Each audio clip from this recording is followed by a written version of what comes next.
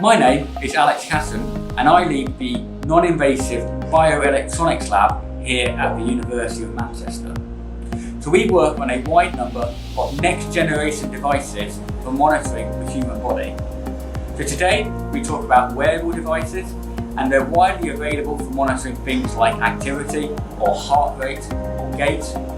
We're looking at how do we make future devices which are more functional, which are more accurate. Typically, we do this by working with clinicians and making devices which have a much lower power consumption than those available today.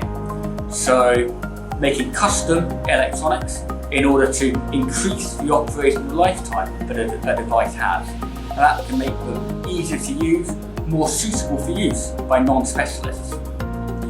We also look at making signal processing algorithms for interpreting the data that we collect from wearable and similar devices.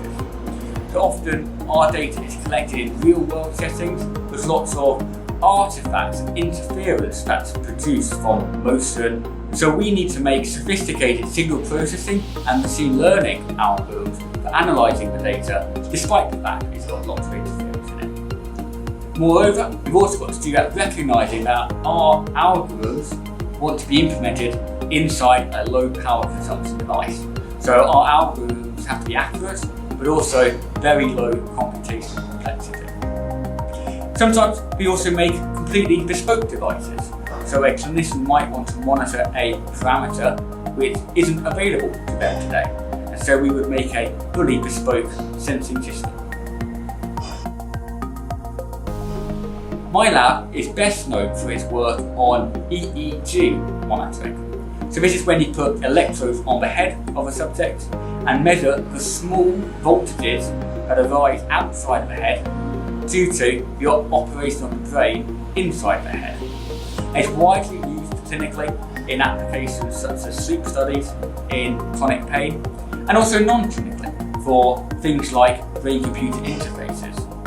And so we've spent a lot of time making custom hardware and custom software for making EEG devices smaller and more portable, making it possible to use them outside of the lab. A big part of that work today is looking at personalisation.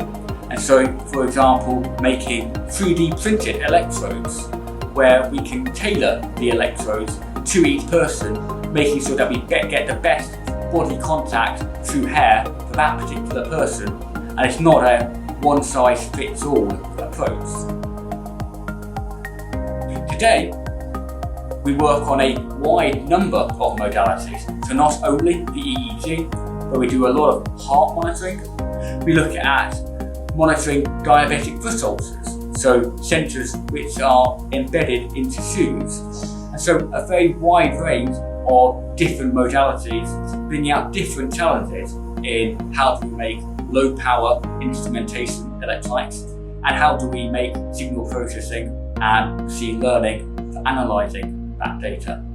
To make sure that our work is fit for purpose and truly relevant to health and social care, we work with a wide number of stakeholders.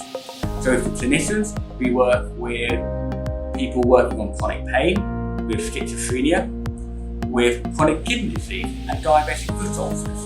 And that split between physical and mental health is really important for the work that we're doing in my lab and making sensors that cross that boundary.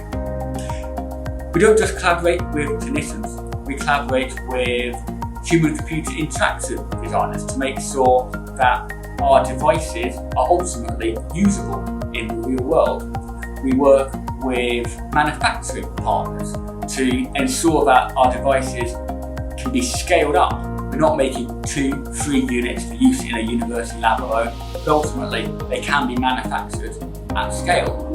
And you see this reflected in the members of my lab. So I have PhD students and postdocs who come from backgrounds in electronic engineering and computer science, but also psychology and materials. We're a very multidisciplinary unit in order to deliver research across a broad front.